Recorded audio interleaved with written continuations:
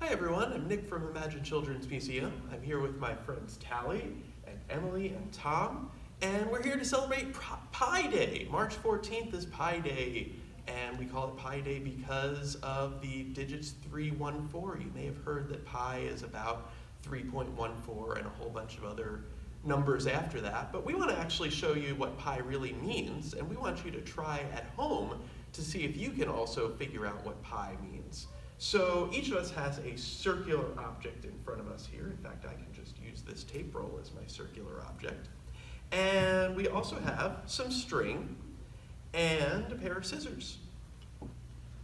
We found all of these objects around the museum that are circular or have circles in them. You might not look at this right away and think that it's a circle, but if you turn it that way, it's a circle.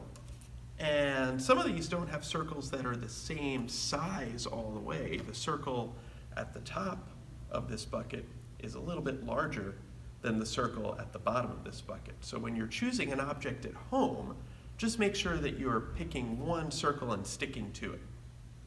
So what you are going to do, and what I'm going to ask all my friends to do here, is to take a piece of string and to try and wrap it around their circular object. And we want to cut that string so that it is exactly the length of the outside of the circle. Now, if you have trouble doing that, or if the string isn't staying in place, you can try using a little piece of tape to hold it in place. Take your string and put it across the widest part of that circle and cut it. And we've got two. Do we still have string left?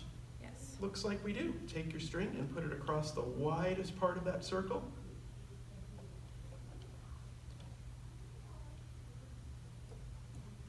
And cut it one more time.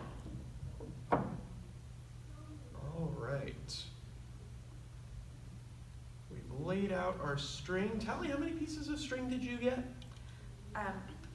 4 strings, 3 that are the same, and 1 tiny little tail. Oh, 3 pieces of string plus a little bit more. Emily, how about you? The same, actually. I have 3 long pieces and 1 little piece. And 1 little bit more. And Tom? Exactly the same, 3 of equal length and 1 small piece. So that right there is pi. No matter how big or how small the circle, when you measure the outside of the circle, the circumference is the word we use for that, and then you measure the diameter of the circle, the relationship between them is always going to be 3 plus a little more. We hope you try this at home with some circular objects around your house. And have a happy Pi Day from Imagine Children's Museum, the place where fun begins and learning never ends.